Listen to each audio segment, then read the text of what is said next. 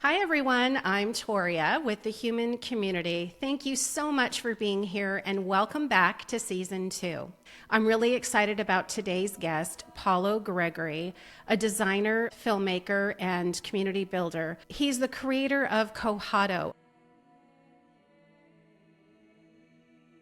a collaborative game and relationship building framework designed to help communities, organizations, and teams move beyond competition and towards cooperation. For more than 30 years, he's worked with communities, nonprofits, schools, and businesses, helping people rethink how they work together and build more sustainable, human-centered systems. He's also the founding steward of the Black Butterfly Network in Baltimore. This is a project focused on supporting Black entrepreneurship and community-centered economic development. I'm so happy you're here. Sit back, relax, and enjoy. Welcome to the Human Community. Hello, Paulo. Thank you so much for being here on the Human Community. How are you doing? Well, it's a blessing to be here, and I am doing beautifully today. Thank you. Excellent. And how about you? I'm doing great. I am so excited that you're on this podcast episode today. When I was on your website, I took the deep dive down into the rabbit hole, and I feel like, both your websites, yours and Cohado, and we'll get into what Cohado is for those of you who don't know what that is. But, and I think it was like a couple days later I came up for air because of all the projects that you have going on in the community. And so the one thing I wanted to share was that on your website, you had mentioned, quote, that you feel like you're sometimes like you're 7 people pushed into one skin. And I Yes. deeply related to those words because that's how I feel sometimes too. But I want you to, before we dive into Cohado, I wanted you to tell us a little bit about yourself and who you were before the creation of Cohado. Sure, and that's an interesting quote that you pulled for sure. So, I had a very unique childhood in that I grew up for my first 5 years in this little super diverse, it wasn't even a community, it was really a street that had all kinds of different folks in it, Black folks, white folks. There was a young man with albinism. There was just everything was in this community outside of Philly. And I grew up for my first 5 years thinking that's what the world was. And at age 5, between 5 and 6, my parents moved us, me and my older brother, to an all-white neighborhood. It was about 5 miles or so away, and it changed my reality. This was also in the heat of the civil rights era in the 60s, and so revealing my age a little bit. And so the tension was palpable even to a young person in that new world, right? And this is many, many years later, and there's still very few families of color in the neighborhood. So it was pretty persistent. And so I grew up having to create bridges all of my life through my childhood. And I think that instinct was both a protective instinct, to be okay in that kind of environment with these tensions around. And the tensions were in the news, but they were literally in the neighborhood. And so it was a protective device, but it also became, I think, a skill of connecting things that don't seem like they belong in the same place. And I also grew up with a very creative family, mostly on the music side. And I see myself and saw myself as an artist from literally age 5 on. And so I've always been this creative being. And when I went to arts, I left Philly and came to Baltimore, which is kind of the opposite. It's a 70+% Black city, and it's very, I would say it's got its divisions clearly, as most places do, but I would say that it's also got this incredible sense of community and has progressively moved towards this kind of bridged culture, even in some of the most persistent parts of Baltimore. So I think I was blessed to do that, and I went to the Maryland Institute College of Art and did everything: drawing, painting, ceramics, photography, anything I could get my hands on, I was dipping into. And I think that's also part of this hunger for connection and bridging, and also just not seeing things in little boxes, really seeing things as connected even where folks don't see them. So I'd say all of that was pre-Cohado, but very much led to the creation of Cohado. So, are you a musician as well? Yes, I play music. There's instruments surrounding me, all different kinds. There's the drums over here, flutes there. My aunt's, who was a concert pianist, her grand piano's over there. She left me, and just everywhere. Guitars right there. Yeah. Well, I know you're a poet and you're a filmmaker. I don't know if I identify so much as a poet. I mean, songwriter a little bit, and so poetry there. But I've written a few, but I wouldn't describe myself as a poet. And a designer. Designer is everything. To me, everything is design. Nature is the most exquisite design, and so, that is really where I see myself. Design, yeah. So let's talk about your work in the community. I know you've had 30 years working in the community with focusing on building community. But how did you start give us an example of some of the work that you've done in the community to build that? Is it just in Baltimore, or was it in other areas as well? No, I've worked nationally and a little bit internationally. And so, some of the early work was working. I opened a literacy center when I was young. That was part of the city. It was the Cal Ripken Learning Center, and for sports fans, they'll know. Baseball fans, they'll know who Cal Ripken is. But he and his wife funded, in part, this literacy center where we worked with adults to help them boost literacy skills, but it also had a counseling component. It was very kind of creatively infused.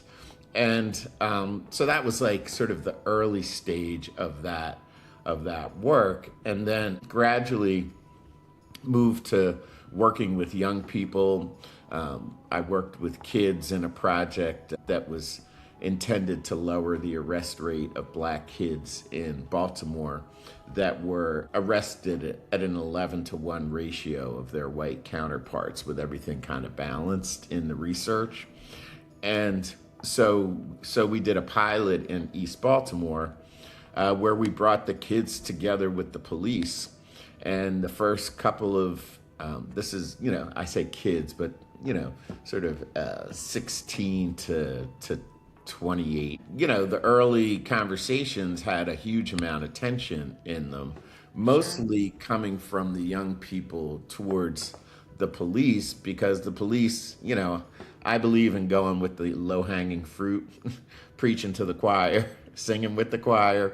So we brought in some officers that were like community liaison type folks, and the commander of the Eastern District was this amazing brother, Elvin Russell, who supported us accessing these police. And we brought them into a big circle with, 5 or 6 police and about 15 or 20 kids. And they talked. We brought them through that Cohado process of having to listen to each other and hear each other and kind of speak back what they're hearing and speak their truth and transparency simultaneously. And then the latest thing has been working with entrepreneurs, first with youth entrepreneurs and then adults here in Baltimore and also nationally to create equitable ecosystems that support startups and enable anyone that wants to do that, particularly folks who are marginalized from access of various things, to be able to, conceptualize and start their own businesses. That's awesome. Wow. And so where did the idea of Cohado begin? I know that it was during a dominoes game. Yeah. Yes, Can it you walk us was. through that? Well, it's interesting. I think I'll pull us back just a little bit. A lot of the work that I did, the bridge building work, was then called diversity work, which has moved to DEI. And now I don't know if, apparently we're not allowed to talk about that. But Well, you can talk about it here. That's okay. I know. I still, I go where I want, but just a little note there. I've worked with many, many groups, working internally within organizations to help this department connect to this department or companies, working across communities, as I mentioned. And I kept seeing these same patterns show up, which is the pattern of a hierarchical structure which benefits very few and distributes the weight, not the resources, upon many to get that that wealth moving to the top. And it's economic, but it's also cultural. I mean, women have been dealing with this kind of hierarchical pressure since, beginning of humankind, I would assume. But it always takes this kind of same form, right? It's this divide and conquer, this winning is being over something else. And that mentality has, spread throughout the whole globe. And it was very different in what I would call ancient times, in indigenous times. The cultures were more balanced, and the decision making was more balanced and community driven, and in a lot of small, particularly agrarian and mobile cultures. So I really think in the last hundreds of years that it's really sort of just been calcified. And I look at it as what I call the dominant male paradigm. And I think that initially I was doing some work in Portland, and I drew this pyramid, and I drew these lines through it, sort of separating the top from the bottom. And I had this realization that you can actually fold the corners of the pyramid to the middle. And if folks want to examine this, there's some stuff on the website that shows it in an animation sense. But that when you do that, the resources start to combine and create what I would call a well, because what's at the bottom isn't found at the top, and what's at the top isn't found at the bottom. So if we bring those points together, then it creates wellness. And Cohado has a well, but I did that on a flip chart, and I cut the corners of the paper in the flip chart, and I literally fold them together at this meeting.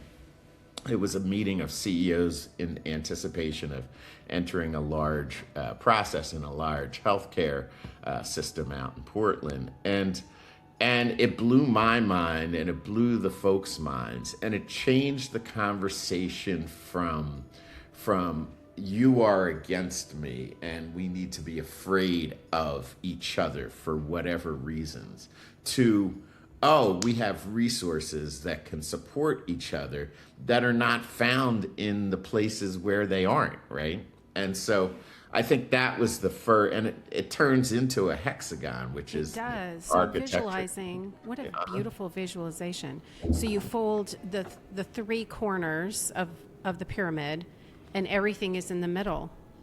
All the resources are in the middle, right? Is that what? Exactly. That's And then you beautiful. replicate that and start distributing resources to where the needs are, and bring the needs to where the resources are. And then you create this unlimited connective web that really has the capacity, especially now, post-industrial, in this time where we have a living model of it that we're talking on right now. The World Wide Web is just a kind of living metaphor of what we could do on the ground level to connect with each other. And instead, we're bubbleizing, but I think we need tools. And so, yes, Cohado came out of that realization first. I didn't know what it was. I didn't see it as a game at that point. And then I was playing dominoes many years later in Minnesota with a brother friend of mine who is very competitive, and that's just who he is, and he loves him some dominoes. So we were playing dominoes, and I just had this feeling like this competitive space is what I feel like I live in, particularly as a Black man in this country where I have to work 10 times as hard to make it, the same distance or not even the same distance, and where I feel like all the things are stacked up against my people, right? And so I just said, I put down the pieces and I said, we need a new game. Like, literally, this is not working. We need something that does the opposite of this. And that was literally the genesis of the thought. And I looked at the dominoes and I said, 0 through 6. What's 0 mean? Well, that's nothing. Well, it's everything. It's nothing and everything. What's the 1? It's the individual. And then I moved through and drew little symbols, and all of them but the 0 are the same as they were on that napkin. 2 have inverted in their upright position, but that's been the only change since that moment. And then figuring out that the game was hexagons, and I thought it was going to be like peanuts initially, like peanut shapes, but that didn't have enough structure. So let's back up just a tiny bit. So for those who don't know, what is Cohado? Okay. So Cohado is literally what I would call an evolved form of dominoes. In dominoes, if you haven't played, and sometimes if you have, because we don't necessarily think about the operating systems of the games that we engage in, but every game, everything in the universe has an operating system. Games are the way we teach each other how to interact, and most of our games are competitive, interestingly enough, right? So dominoes is probably one of the oldest and simplest views of this. And in dominoes, you win relative to your competitors, and you win by them wasting everything in their hands, by them not being able to use the resources they have, and that locks them out of the game. And I don't know, it sounds a lot like the planet in a lot of ways, right? And so I had that realization during this early process. And Cohado is the opposite rule set.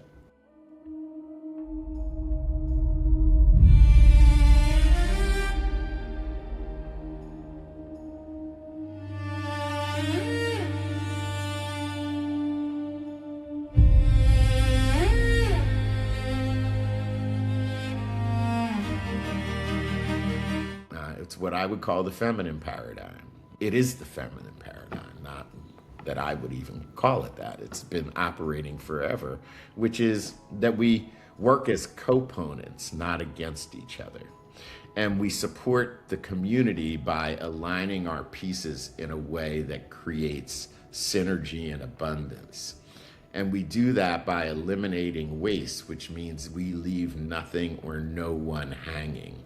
And if we spread this notion, just imagine for a second, if the world were running on that operating system, what would it look like? And it has been. Like, the women have been running this operating system. Indigenous communities, all kinds of communities, usually those found at the bottom of the pyramid, have been doing this operating system forever. It's the reason that we still exist, because if the other operating system was really the only thing we did, we would last maybe a half a generation as a species.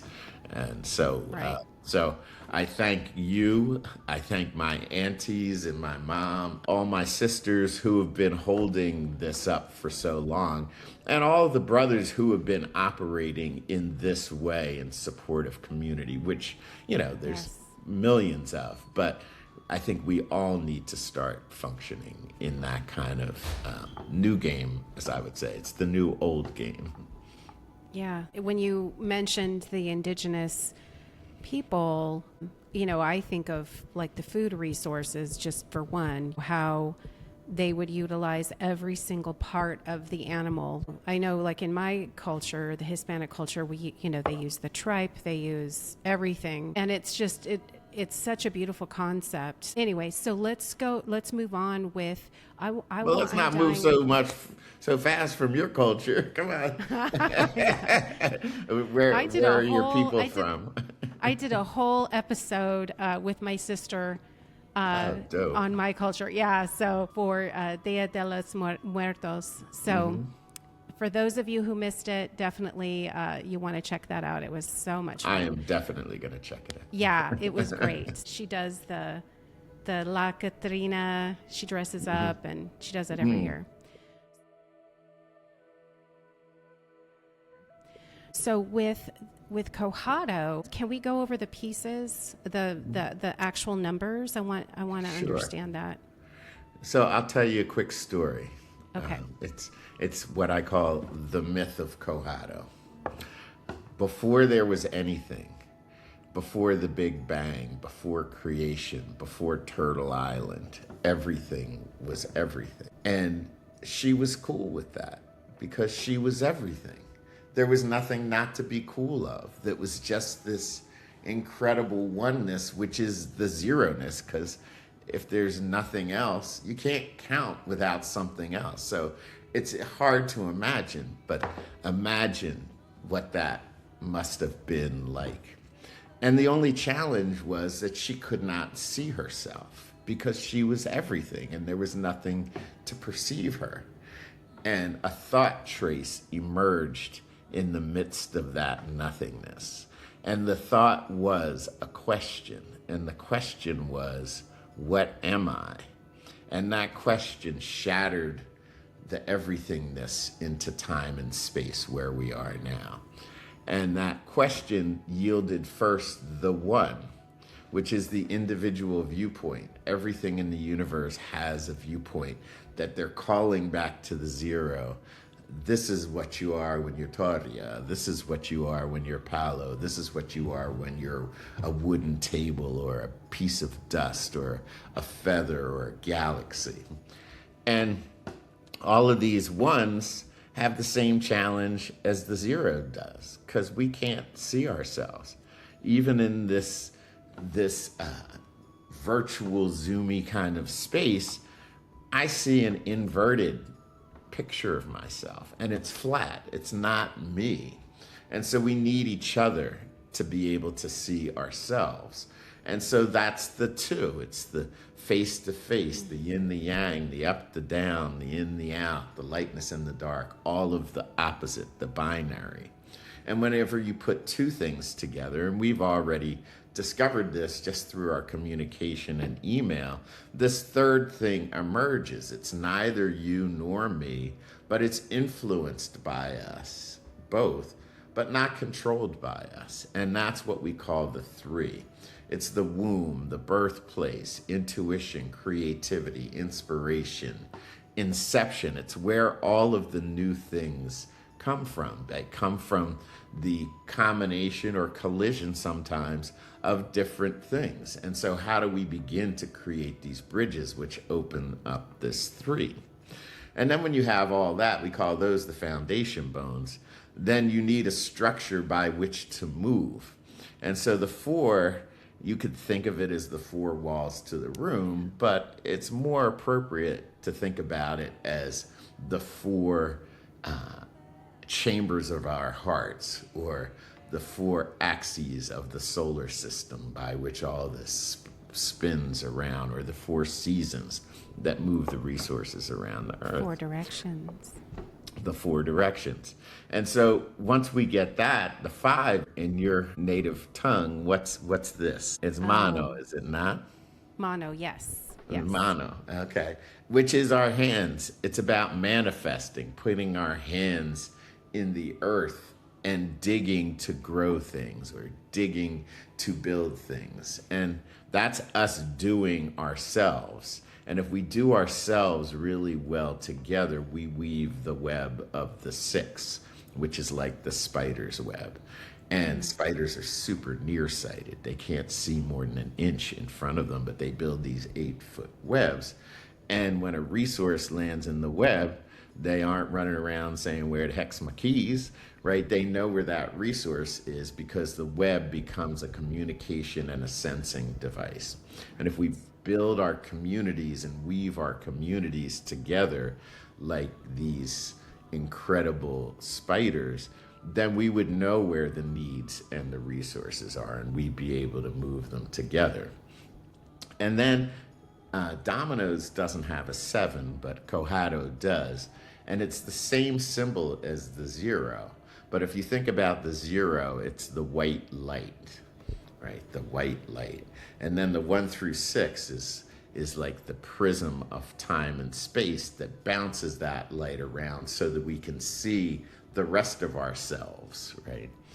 And then that light gets refracted through the prism and it answers the question, what am I? And it's that spectrum, it's that rainbow, as you would have it, at the end that says, this is all of what you are. And so that's really teaches you the numbers and the symbols, but it's also a strategic process that we can move through.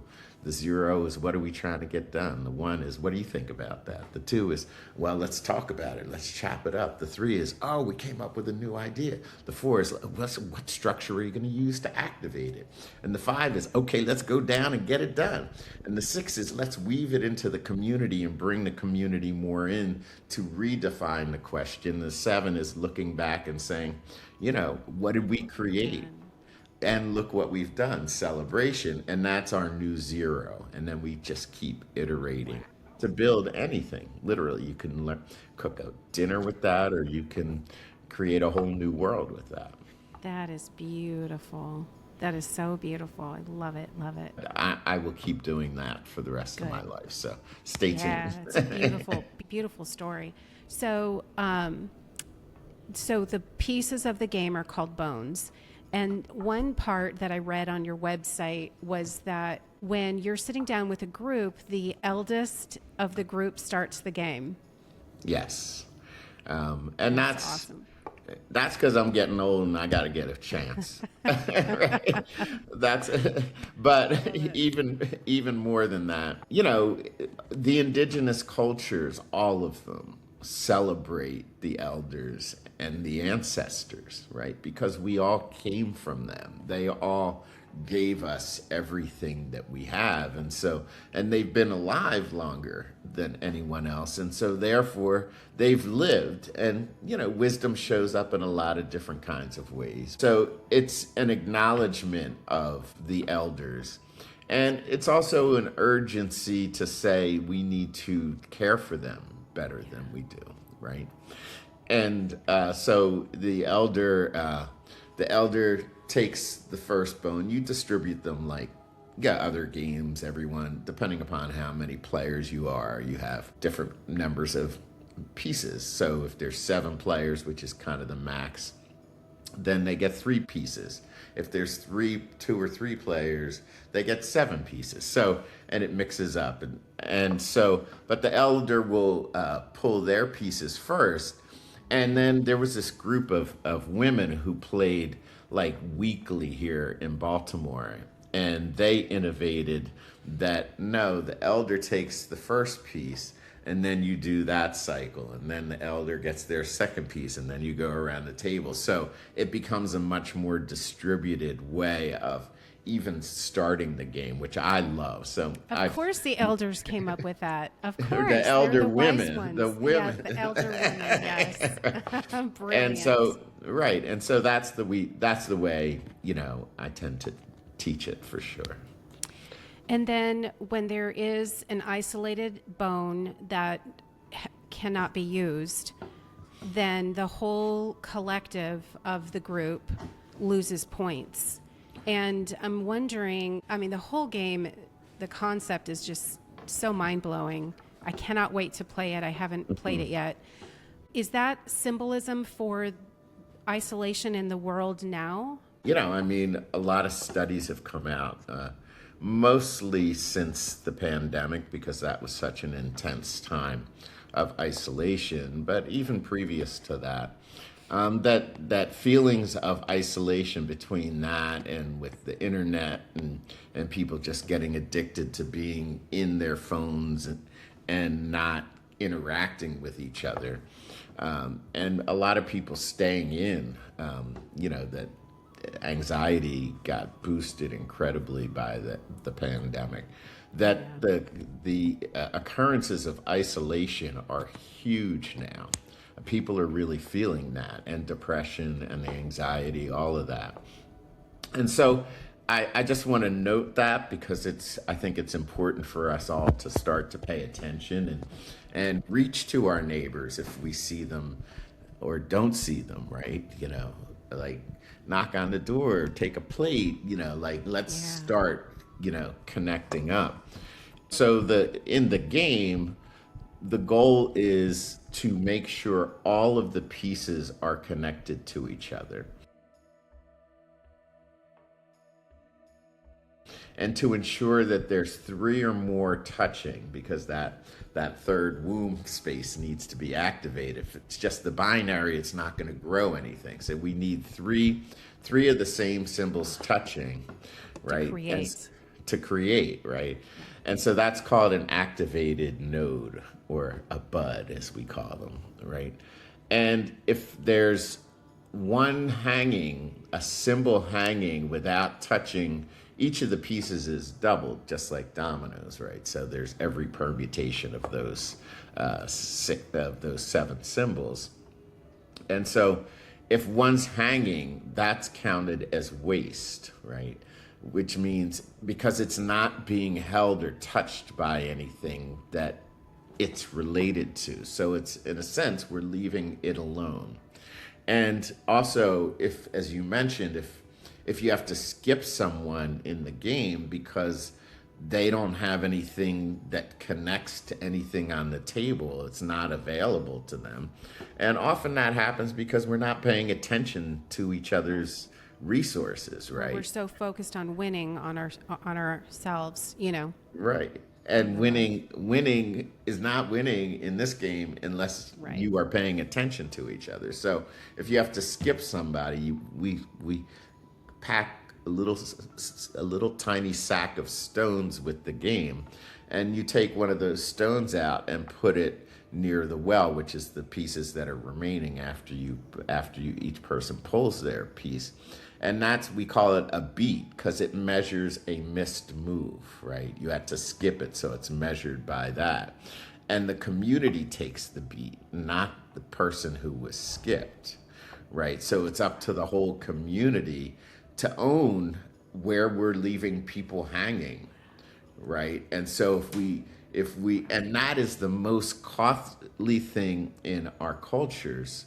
Imagine how much it costs for somebody not to be okay. It costs the whole community, hospitals, mental health fees, police, all this stuff is paying for folks getting left hanging. And so let's just stop doing that, right? And in the game, at the end of the game, you take all the waste and you multiply all the single hanging ones.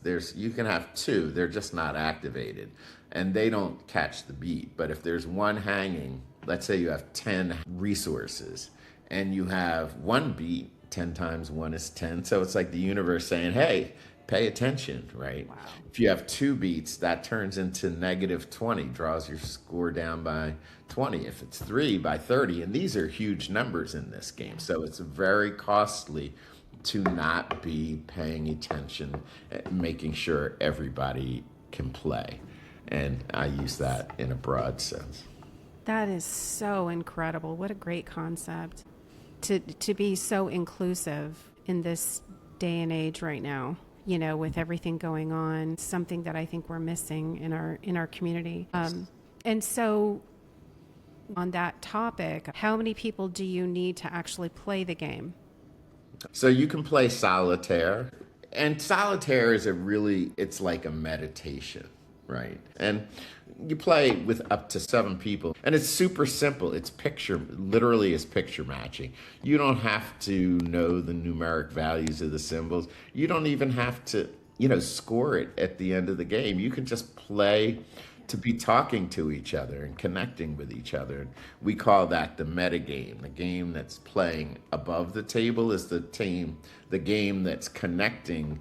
Then the conversation just can go anywhere, but it's fed by this sense of, oh, I got something you can use here. Let me give you this. Let me set this up for you so you can play beautifully when it's your turn. And so the conversation is, what are we setting up for each other? And lots of creative things spawn out of the metagame, So to me, that's the real game. It's very different than that first dominoes game I played. We're cussing each other out, having the pieces on the table. This is the opposite. It's opening to each other and learning. I've heard a number of times people comment, they've played for like an hour and a half, and we have a virtual version too. Even in the virtual space, people will say, playing with you for this hour and a half, I feel like I know you better than I know some of my best friends or even some of my family, just because we're connecting with no real rules, right? We're just bringing ourselves. We're not girding our loins and bringing our weapons to the table. We're bringing open hearts and open heads and connectivity. So you learn folks super quickly who they are, what their skills are, what they're seeing in the game, what they're saying in the metagame. So you get this amazing sense of understanding, and it's really that, I see you aspect of it that comes out of that level too. It's like we get to see each other. Yeah, you and I talked about that on email, about seeing each other, that's really what we all want, to be able to actually be understood and seen. I just want, I've been doing this stuff for 30 plus years, right? And I've interacted with an incredible number of hosts and leaders in varieties of ways, and in the last 15 to 20 years with and through Cohado. And the notes that you sent me from your inquiry into Cohado were literally beautiful. It was one of the most powerful communications of what I am trying to get across to the world that I have ever received. So I want to thank you for taking the time beyond what anybody else does, and certainly beyond what you need to just get through a podcast. Like you went deep, and then you gave me that reflection back, which is that too, right? That's that seeing. Yes. So I did say, thank you for seeing me. And what I want to say is I see you, because that demonstration or artifact of your commitment to what it is that you do is what we all need to learn. So thank you for manifesting. We call you, wow. We call each other Cohadi. Like you got the Jedi, we're the Cohadi. Cohadi, you are an advanced Cohadi, and you haven't even touched the game. So thank you for playing Cohado in your real life. Oh, thank you. One of my favorite quotes, and I'll paraphrase it, it says, "Don't fight against the existing system. Create new models that make the existing system obsolete." And it's, and I think that's what Cohado is here to do. And I think what my design is all about. How do we build models that help us figure out that we belong to each other?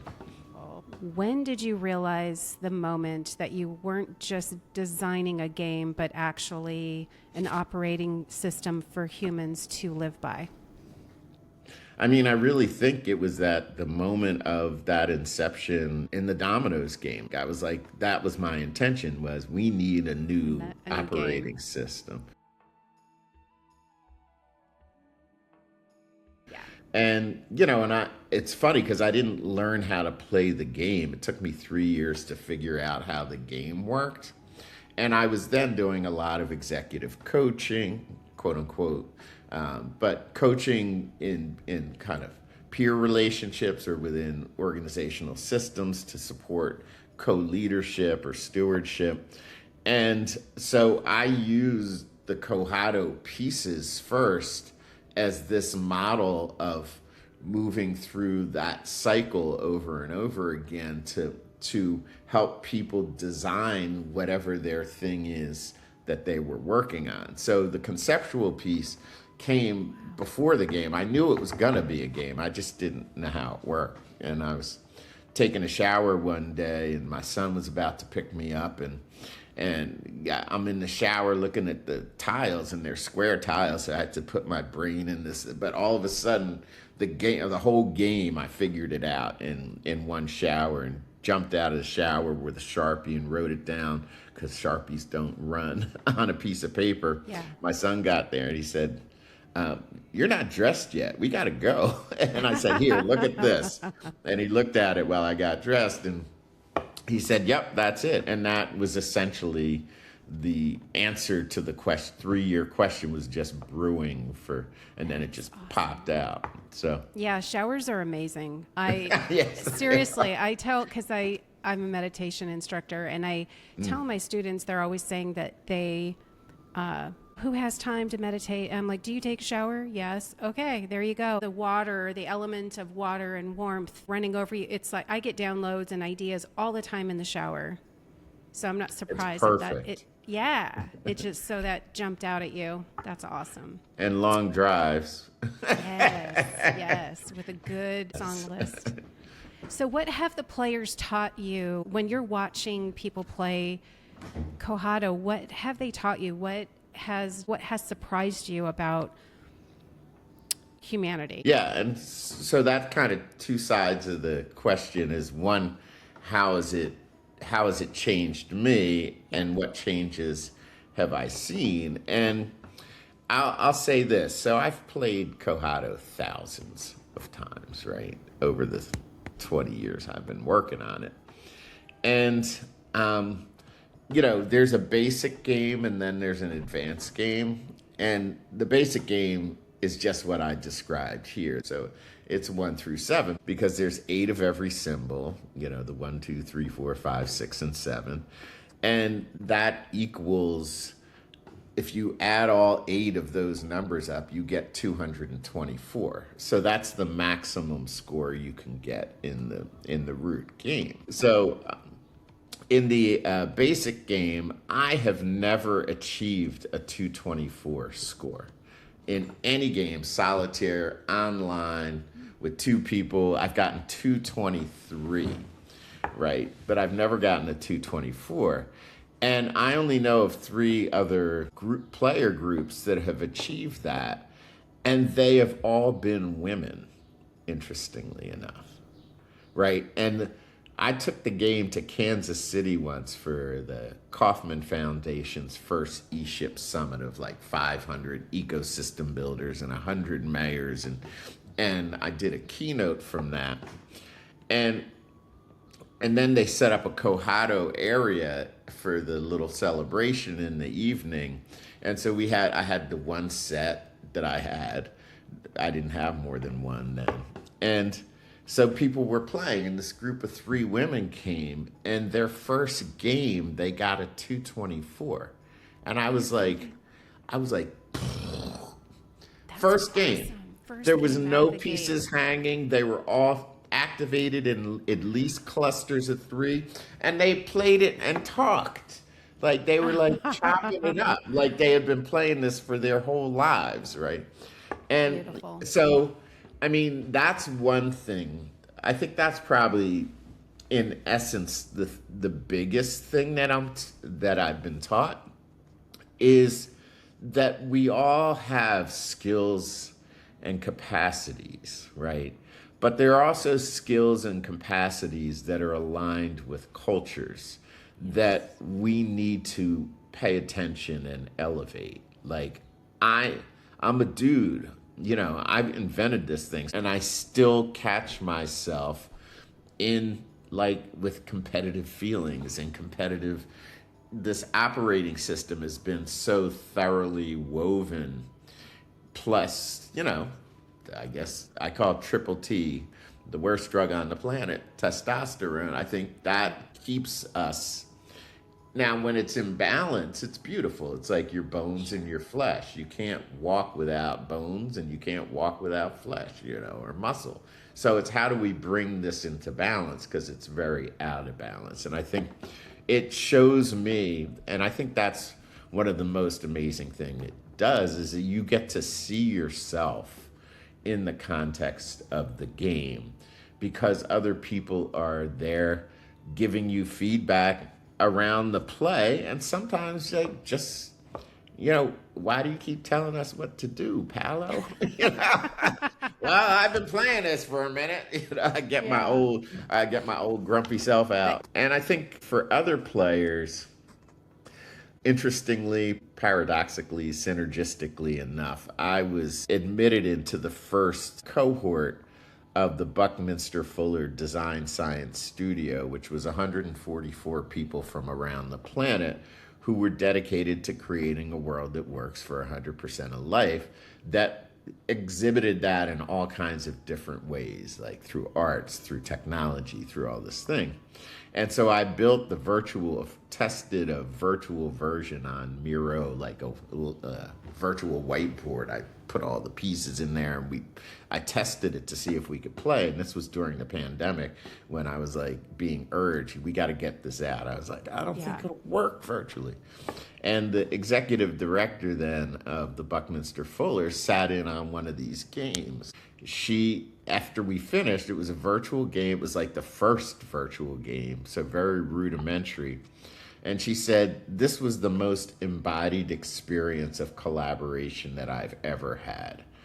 And I think people don't always articulate it that clearly, but I think it's like a magnifying glass to show us ourselves, to show us each other, and to show how relationships can be supported and bridged.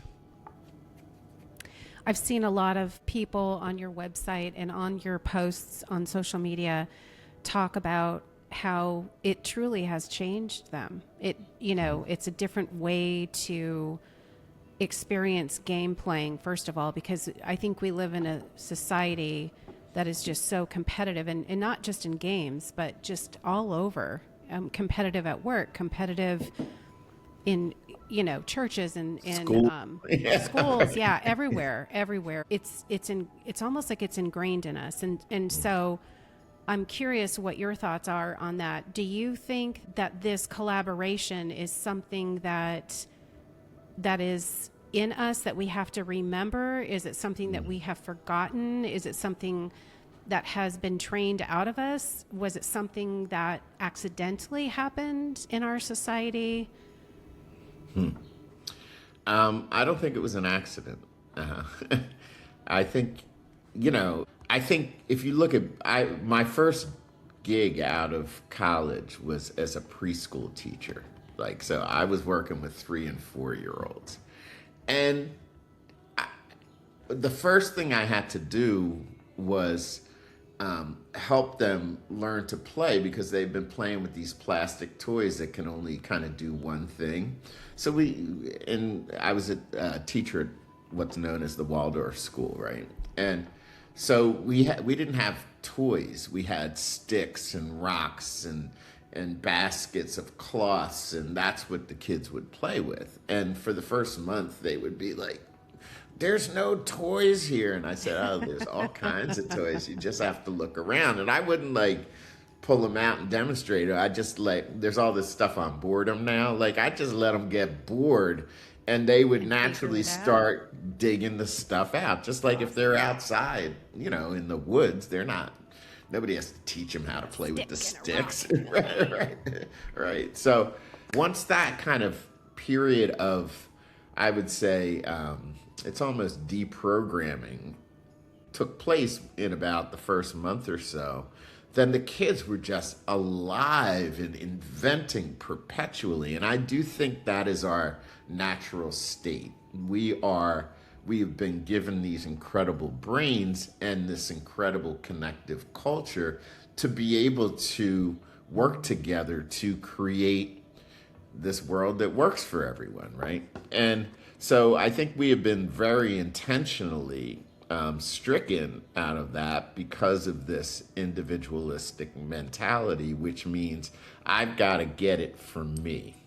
And I only know if I've gotten it for me if I look better than you do in whatever way, shape, or form. And I think that's been programmed, and it takes millions and billions and trillions and gazillions of dollars to keep us in that mind frame, which is why there's all this advertising to get us to want things rather than be things, right? And so I think it's very unnatural, and it's very costly. Like, what if we didn't have to spend all that money on getting people to buy stuff they don't need, right? That doesn't enhance their lives, right?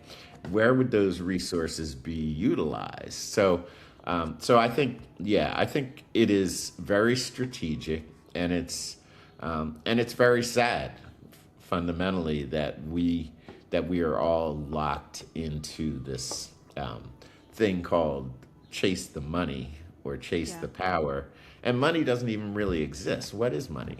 It's a Right. it's a nothing thing, and it so controls the whole planet, and that nothing is controlling the planet. Now that's just mind-boggling, and it's 300,000 years we've been on this planet, and we still haven't figured out how to get along. I don't know. I think it's time to put the sisters and the indigenous folk in charge of I agree. redesign. And I'll second you that. said, "Is it remembering?" I said, I think that's a big yes.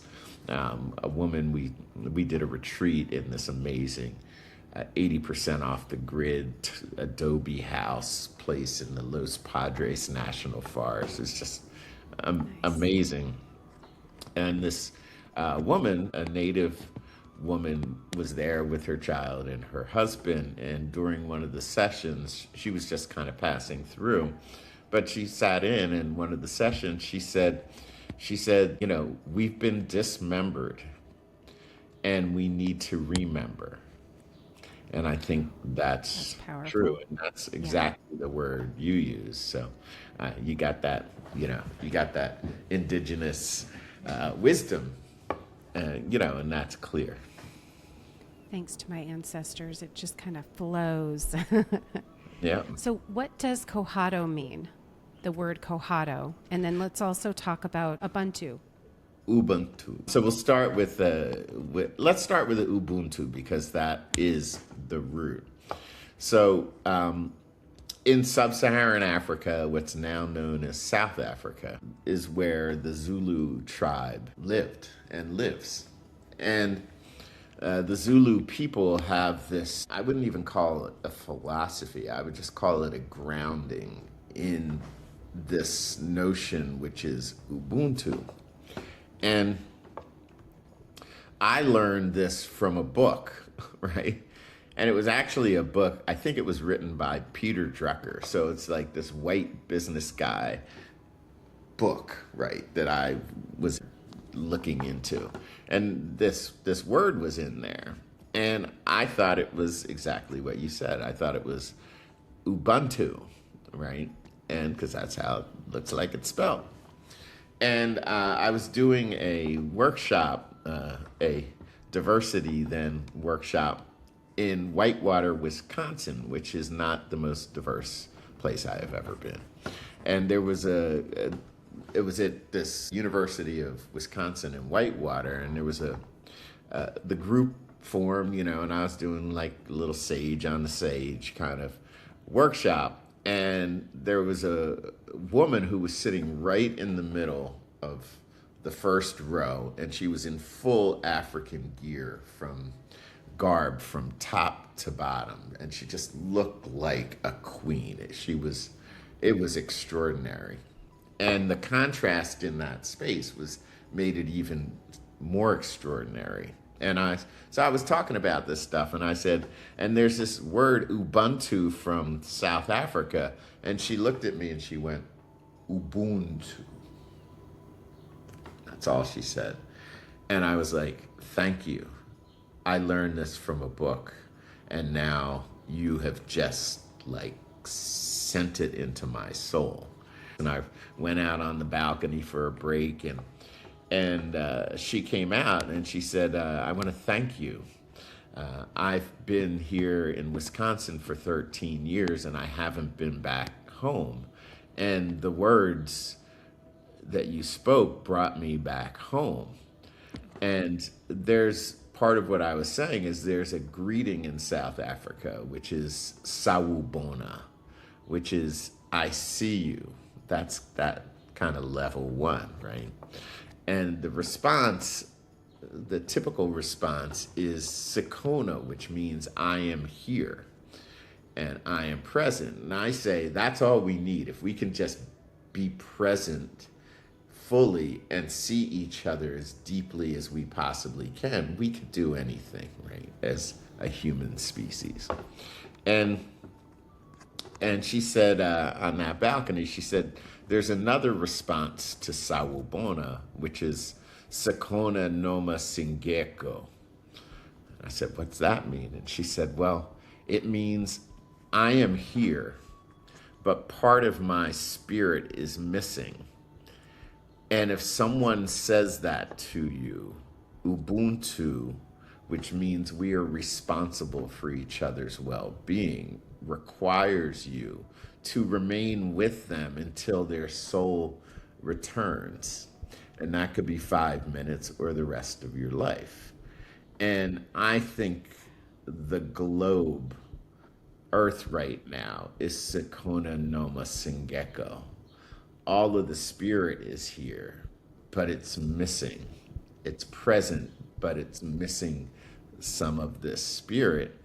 And Ubuntu requires us to remain together until we bring this spirit back. So that's a big commitment, but if everybody's doing it, then it makes everybody's work light. If only a couple of people are trying to get this done, then it's very heavy and we lose those folks. Okay, now I'm crying. That was good.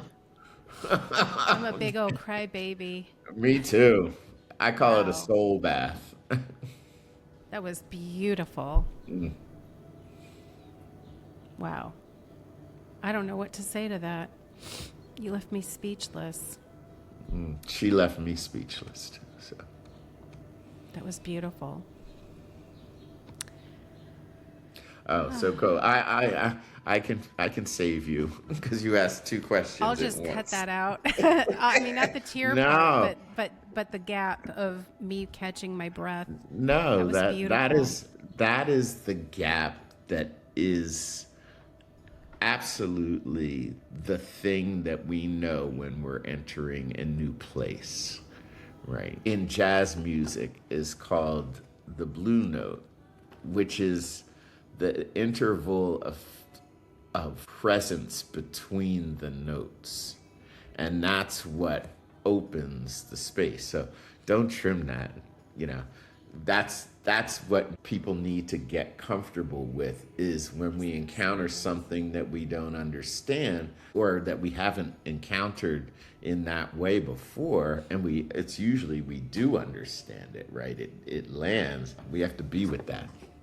So Cohado, what I was told through the interwebs is that the Zulu people would throw bones on a mat that was in 4 quadrants, like you were saying, the 4 cardinal directions. I assume it didn't go into that.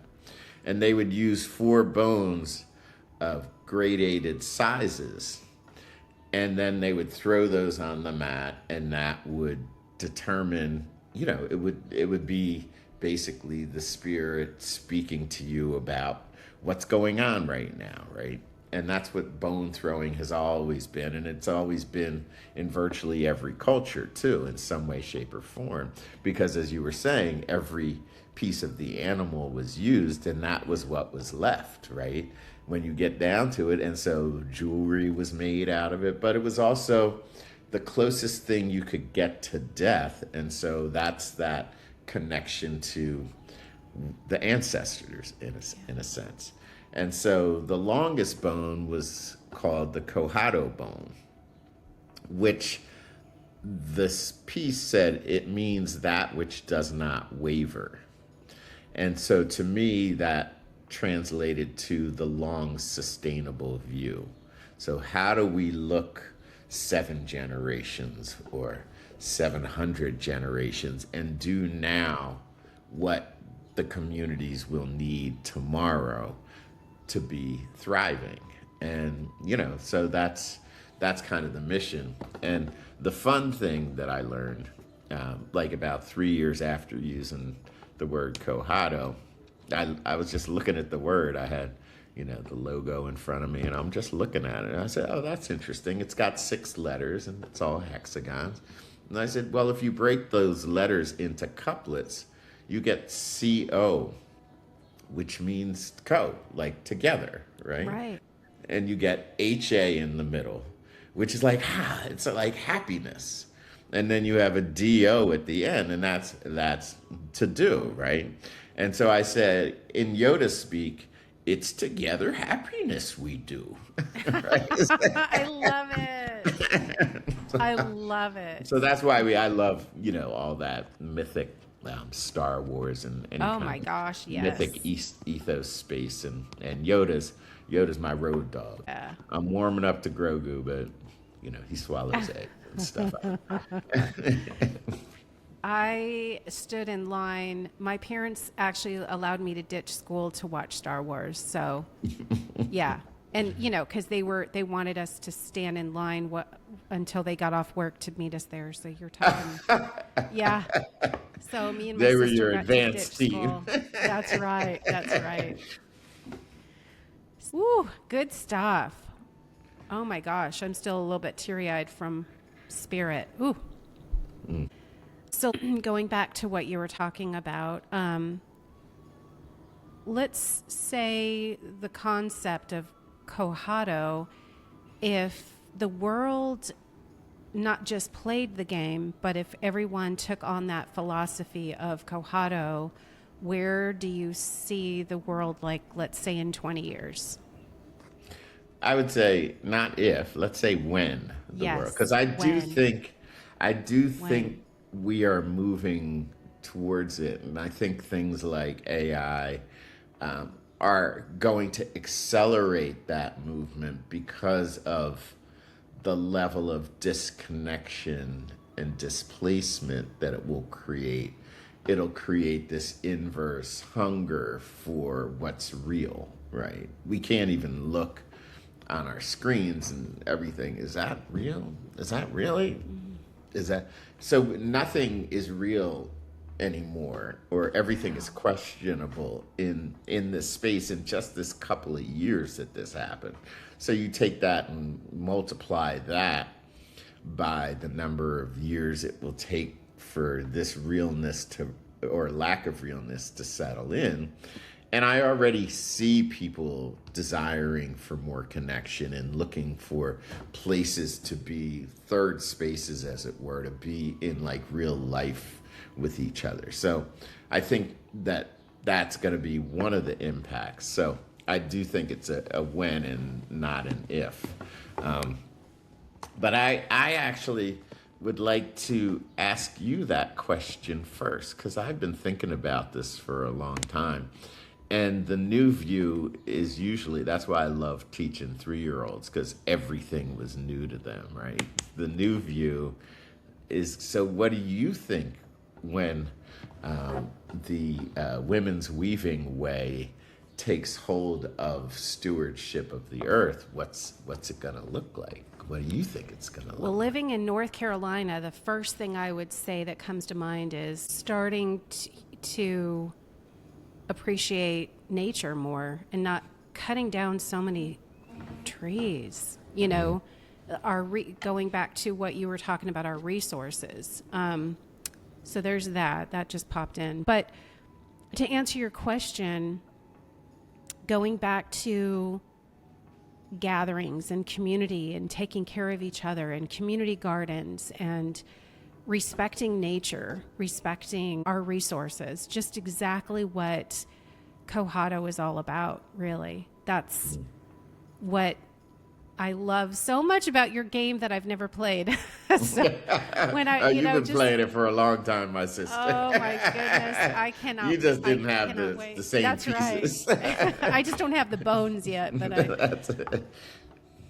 Does that answer your question? Oh, it does, and I think I certainly agree with you. I think that we will move forward to seeing ourselves as absolutely critical and necessary to life, right? And I think there's something of this kind of came to me this morning. I don't know. I think it might have even been inspired by reading some of your questions that, like, what am I about, right? And I am about being in a joyful state, right? And that joy comes from the relationships I have and the connections that I have. It's, even though I'm a little introverted, it's not that my introversion is like, if I go to a party, I'll say, hey, everybody, and I'll walk around, and I'm really looking for the one person that I'm going to sit with for the rest of the night, right? And have a chopped up conversation. Or the dog or the child. Right. I'll take whatever, but give me something, right? That's a true introvert, looking for the dog or the child to talk to, yeah. There you go. And I'm usually, I don't mind dogs and children. I love dogs and children, but I also love just what we're doing now in this space is just sharing ideas and perspectives, because I think I'm pretty smart, but I would be bored with me in about 2 days, right?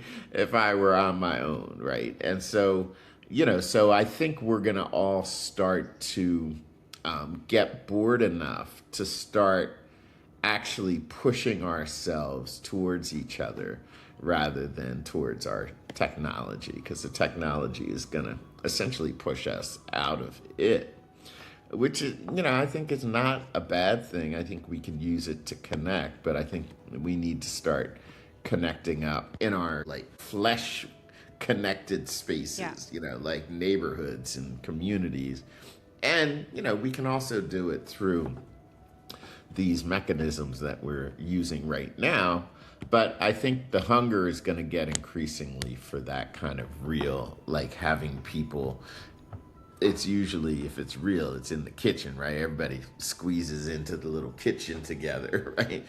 And the smells of the cooking and the tastes. And, the conversations are all in the kitchen. And I think, it's basically, I love cooking too. I love chefing. I don't chef in the world. I just do it at home for people. And if I'm by myself, I'll plate my plate so it's beautiful, even if it's just for me, right? And I think that I have this fantasy of having a little luncheonette kind of restaurant open only a couple of hours, a few days a week after this Cohado run, right? And it would be Paulo's Kitchen, right? Because it's all about bringing some folks in and together and connect. It wouldn't have individual tables. It'd just be, one or two really big tables, and, just be with each other. New people come in, welcome them. Something happens in the community, celebrate it, or shed tears about it together. I think that's what we all ultimately long for, which is to be with each other so that we can see ourselves and know who we are in the context of this great spirit that we all reside in. I remember when my husband and I went to Europe. Hearing you talk reminds me of Spain, the gathering. And I remember the friends that we were staying with in a little region called Galicia, Spain. We were staying at their little house, and they said, "You Americans have it so wrong. You work all year round. You have your suitcases filled with medicine because of all your ailments from the entire year of living these stressful lives and living your life just working. And then you come to Europe or Spain for 1 to 2 weeks and you try to do all your healing in that 2 weeks." And he's like, "You do it so wrong." And it was such a shift in our lives at that moment. And we keep getting sucked back into the system, but we've been trying so hard to not live that way anymore. And I'll tell you, it's not easy. And so when you're talking about your little restaurant, like that's when it reminds me of Spain and how they are, because it's such an important, I think they have it. I think we're going to move to Spain. I think I'm announcing that I'm moving to Spain next month. No, I'm just kidding. Yeah, I'm looking around for the most cohadic places on the planet, Let me and know I when just you want to find run around to them. I'm sure there are more than a few, and I haven't traveled outside of the continental United States, but a handful of times. But I know there's places that are like that place in Los Padres National Forest, which is in the United States, but that are caring for each other, and that they value, work is something that you do to just keep things moving, but the thing you're moving is this creation of this big family, this community, this, so I'm right there with you. We will send each other if we land in some place. Okay, I got you. Check this one out. Yeah, check this out. Let's go visit.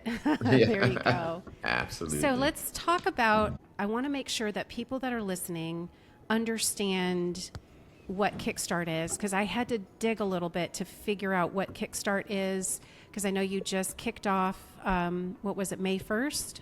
Yes, exactly. And, my grandmother's birthday. I tapped the ancestors for that, and it's also May Day, which is the labor gathering day of working together to support a world that works and honors everyone. So it's beautiful. Oh, I love that. Kickstarter. Yeah, so what is Kickstarter? So Kickstarter is one of many what are known as crowdfunding platforms. And so basically what that is it's a place where and I'm going to talk about crowdfunding platforms in a broader sense. It's a place for if you have need of resources, particularly financial resources. Which, by the way, I donated. So I donated, just so for the record, I did. Thank you. It's a place where you can launch new products or new iterations of things. There's a platform called GoFundMe, which is a different kind of crowdfunding platform, which is often about somebody is in need. They had a family member take ill and they need resources to support. Kickstarter is one that's designed for tangible products. So something that you are a founder or an inventor or creator of something, and you can put it on this platform, and folks can often buy it before you have completely produced it. So Cohado, I had enough resources to work out all the ways to create this with some real beautiful support from really hundreds of people, but Harbor Design and Manufacturing here in Baltimore helped connect me to the manufacturers to help me make the boxes and the parts and that kind of thing. So we produced a bunch of them just to test, is this going to work? And so we're distributing those first on the platform, and they're almost gone. So jump on now. And as we get more and more resources in, we have, I think, 18 more days to the campaign. As we get more resources in, that will enable us to fund a second run of these. And we also want to start developing, the current sets are around, they're made of bronze, and they're just beautiful, exquisite. They feel nice in your hands, and they've got some weight to it. It's like your home set, like the one you leave out on your coffee table. That's like $250. We had this set was the first one we produced, which was it's a double bamboo box, a box inside a box, and the pieces were hand cast by a jeweler who made pewter pieces, solid pewter pieces. Wow. So that one weighs that's like over 10 pounds, and the new ones are just a little bit over 4 pounds, so they're much lighter. And this one, carrying this around, when I've taken it on airplanes, it's a mess getting through getting through TSA. Right? I bet. And so we also want to produce a set that's like in the $60 range. It's got to have to be a whole different material, etc. And often to produce those, things that are what they call injection molded sometimes, the setup charges for making these huge dies is much more expensive than even producing the metal set for the first set. And then it gets way less expensive. So you got to get past that first hurdle. So some of our push goals are going to include getting what we'll call the people set out and in the world. So it's very accessible. But, these are really beautiful. And if folk, just want just this luscious object of 28 beautiful things.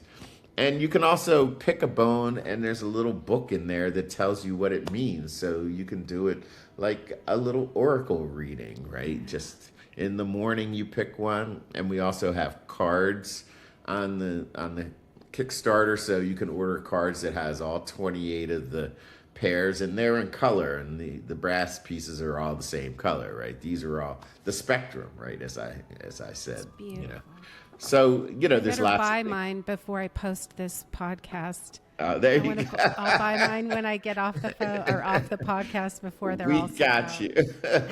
And, so the Kickstarter, what I love about these platforms is that it connects the maker, the creator, the innovator directly to the folks who are purchasing.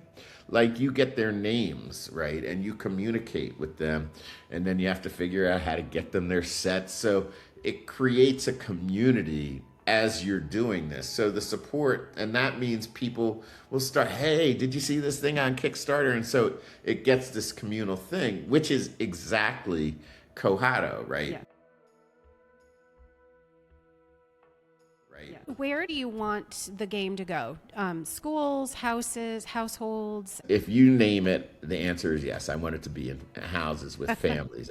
There was a guy that when I was at this conference, the Technically Builders Conference last week, he rolled up and he said, "What is this?" And he said, this looks like what the Egyptians would use to teach their children the way. And so it has this kind of ancient futurist vibe to it. So this guy ended up getting a set. He said that I am buying this because I want to teach my 5-year-old daughter this way of being with the world. And so to me, that's, I was started as a preschool teacher. That made me cry, right? So yes, families and game places. I've community done centers. Tours, community centers. And I really also we have a whole division of doing team development and culture development work using this model. And we have a strategic model where we train folks to move through innovating new things using this model, but also playing with each other regularly. And, we've done some research, and it is our understanding this needs to be tested. But if we can get 20% of diverse groups of folks within any ecosystem, could be it a school or a business or a community or a neighborhood or whatever, if we can get 20% of the folks playing consistently with each other and deepening their experience of being in the space, that will be enough to tip the culture towards this kind of way of being. We think often of the 80-20 rule as being you have to get 80% of the way there, right? And it's really, I think it's reverse. We just need, 20 people out of 100. So if we can get like 20 people out of 100 in this kind of conversation space and relating to each other in this kind of way, that the culture of that system, if it is aligning with this and it's not trying to push it down, but it's actually celebrated and wanted by whatever the leadership or stewardship of that space is, that's enough to get the culture shifting. This is one of your quotes that I loved and that I wrote down. It's a quote of me or somebody else? It's a quote of you. Oh, okay. Since all this stuff is connected, little shifts, if they have integrity, have the power to shift the whole thing. That's basically what you just said. It is. And it's like, how do we understand this in a scientific way? Because I believe that quote 1,000% because I've seen it. I felt like I had a professor at MICA. I was a really terrible student through grade school because I wasn't reading and I was looking out the window, weren't listening to the teachers because it was way more interesting out the window than it was in the room. And so I had a pretty pitiful scholastic career. And then I came to Baltimore to go to the Maryland Institute College of Art for art, which that's all I wanted to do was make things and make beautiful pictures and create stuff. And so I got here and this professor that I loved, and I was just like working like it was my first semester of my freshman year, and so I was like green and hungry, and I was like just gobbling up everything. And he was a brilliant teacher. And I was in the room at the end of class, kind of packing up slow because I like to hang out. So I'm in the room, it's just me and him, and I'm packing up my supplies and stuff. And I hear from behind me somebody say, "Hey, you're responsible." And I turned around and I looked around, and there was nobody else in the room because no one in my life had called me that up until that point. Like, that's the first time I had been given a label of being responsible. And then he gave me this project that his wife, who was also, she was a sculpture teacher, she needed some help creating something. And so I did it, right? But that was that moment.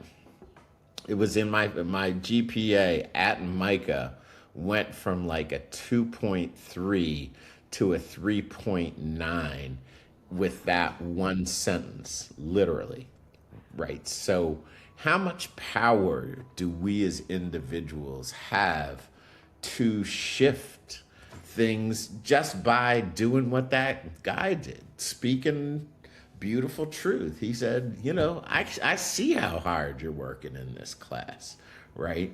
And he recognized it, right? And I didn't even see me, right? That was probably one of the first times I felt like seen like that. And, it's a blessing to be a creator of things because you tend to get more of that feedback than the average bear does. But, we need to be giving this kind of uplifting feedback to everybody in our lives, including like the person across the grocery counter or Absolutely. at the gas station, is just, hey, that's how we can seed all of this. And it's folks like you who are doing this for your passion work of bringing people who are teaching. All of this is, I'm sure everybody you have on your podcast, I've listened to a couple, but they share this same operating system of how do we build a human community, as your title shows. So it just takes more of us, and the way we make more of us is we make everybody get Cohado so they can learn. Yes, absolutely. Are you training facilitators? So there's a train the trainer model. We have curriculum already designed for like adult groups. And the goal is to, begin with the kind of one-to-many groups. And so working with human resource or organization development professionals that have access to either are deep inside of larger businesses that are looking to move towards something, or work with multiple smaller organizations to help them to shift. And we've worked with like the University of Harrisburg. Annually, they run this Juneteenth celebration every June. Nice. And so look that up, because I just got an email that the state pulled some funding or something, so they need some crowdfunding support too. So check out University of Harrisburg Juneteenth. And so they work with all volunteers, but they throw this like huge concert. I saw the Roots there a couple of years ago, and it was outdoor, and like there were like 100,000 people there or something. These amazing things. And the sister that is the executive director of this project heard me speak and said, I'm really trying to get our volunteers to act more collaboratively and not just look at me to make all the decisions. I want to push the decisions out, and they keep coming back to me. So we worked with them for like 2 years, not super intensively, and did research when we went in there, and they said, we feel very autocratic and gatekeepy. And 2 years later, we measured the same group with new people in it, and they said, we feel that's like almost gone, and we feel very cohadic now. We feel like we're in a regenerative space. And so it doesn't take a huge amount of effort, but it takes alignment within, from the folks who are stewarding or running the organizations, down to the folks who are, doing whatever the sort of baseline things that hold the organization together. If there's alignment, the movement can be extraordinarily fast. If there's antipathy and some side doesn't want to move, then it's a slower Takes a little bit more time. or it may just not happen because you need that alignment. So yes. And so we are moving. Once we get past this, we're going to actually do a tour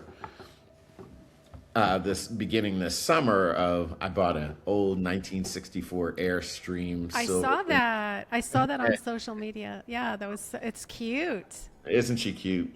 Yeah. So we're going to drag her across the country and go to businesses and go to community groups and go to colleges and go to schools. Great. To create like these small 2 to 3 day events in these spaces to gather people to play and learn and take it up. And so, that's sort of the next phase, but it's really activating spaces that are ready to be activated, the lower hanging fruit, because then your traction spins up, and then we'll get to the other folks who are resistant. They'll be in the 80%, but let's get the 20%. The 20% singing going. Yes. The choir. Oh, that's so wonderful. What gives you hope about humanity right now? in today's world? I would say that I am experiencing a growing number of people who are focusing on regenerative practices in a lot of spaces, from the way we raise our food through permaculture, as an example, or the way folks are gathering people from all different parts of the world together who are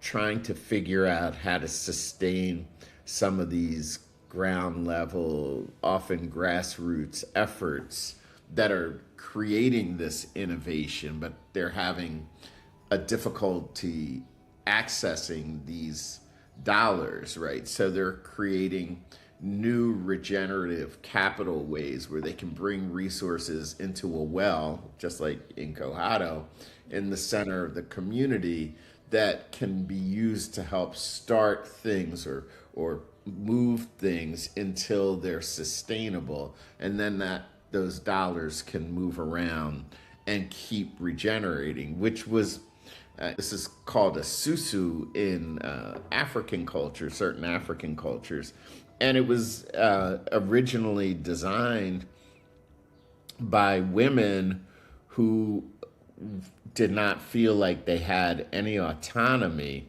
and so they'd all work on however they accessed resources, whatever they did, whether it was weaving baskets or whatever, and then they'd put those resources into a basket, and they would help somebody else start to create another cottage business, and then when they created it, they would pay back into the well, and then it would circulate. And it's this recirculating, it's a recirculating economy using dollars, but using it in this like cohadic way to ensure that the dollars grow. And I often Circulate. Yeah. And I often use the metaphor that I've heard here with some of our indigenous folk here who use the metaphor of corn, right? You can grow a corn plant and eat the corn, and then it's gone. Or you can eat half of the corn on the plant to feed yourself today and plant the rest of the corn to grow 100 times the corn you had from the first plant. And it's like that kind of abundance thinking of how do we maximize our assets and minimize waste in the community. And those are the two rules to Cohado. It's written right on the front of the box. Maximize assets, minimize waste. And how do we get super creative with all the tools we now have to work with to do this, And it's totally doable. So, let's get busy. That reminds me of, so my husband and I, we have a garden, and we have a big compost in our backyard, and we dumped it the other day to plant more stuff. And we noticed that, and this is new to us, the whole compost thing, but we noticed that there are these sprouts that are growing in the compost. And again, I don't know if that's a good thing or a bad thing, but I told my husband, there's actually plants growing in here. So he said, well, let's plant them and see what they are. So we planted them, and they're squash. Oh, wow. Yeah. So that was, dope. We were like, good job, resourcing from the compost. So That's I don't know if awesome. they're going to taste very good, but we'll find out. I'm sure they will be delicious. They started in compost. That's like the richest stuff there is. So, yeah, so that was really exciting. That's, and that's a perfect example of your waste created assets, right?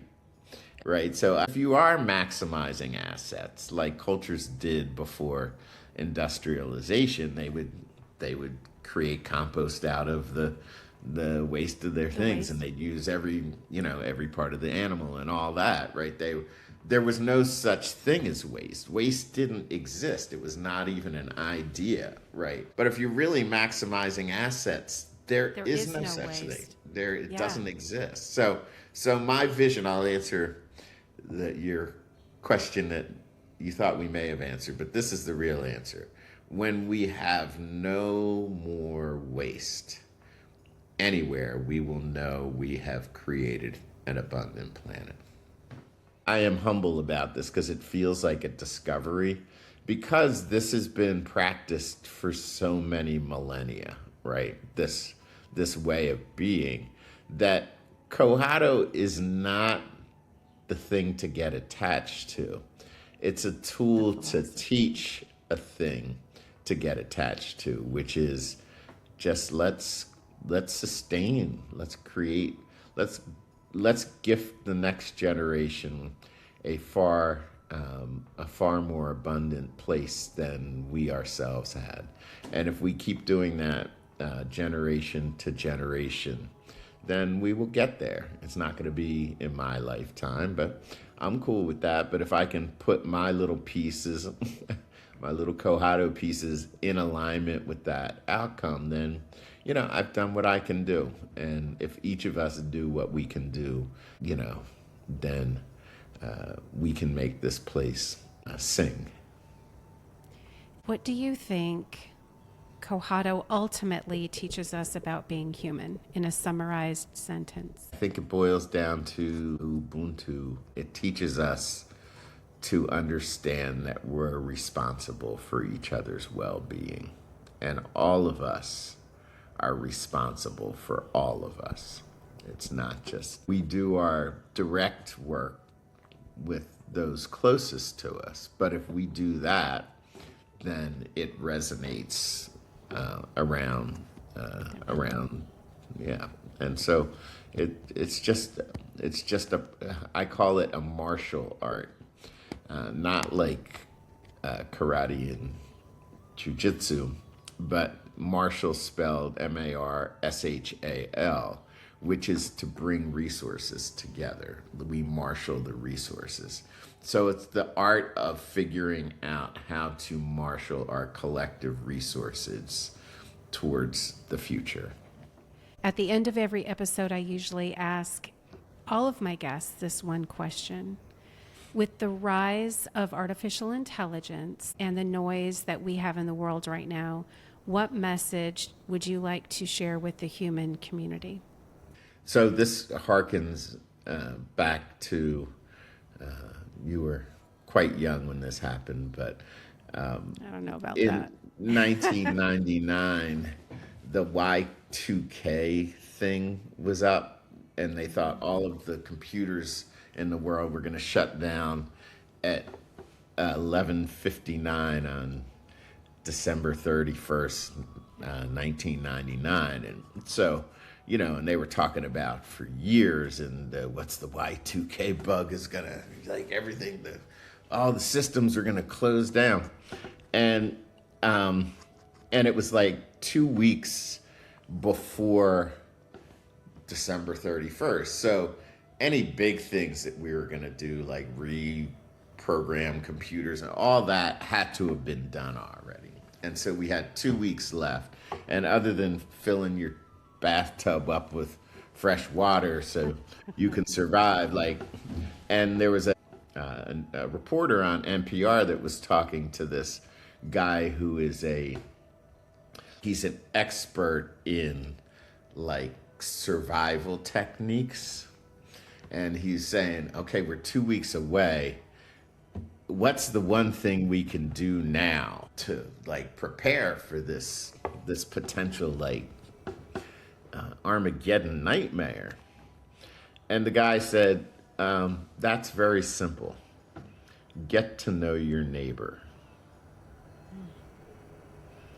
Because if you don't have the skill, your neighbor probably does. Or if you don't have this tool, your neighbor probably does. And I think that's the answer. We just need to get to know our neighbors and make sure we're not just getting to know the neighbors that make us comfortable because they look and feel like we do, or they came from where we came from, or they're the same gender, or the same race, or the same religion.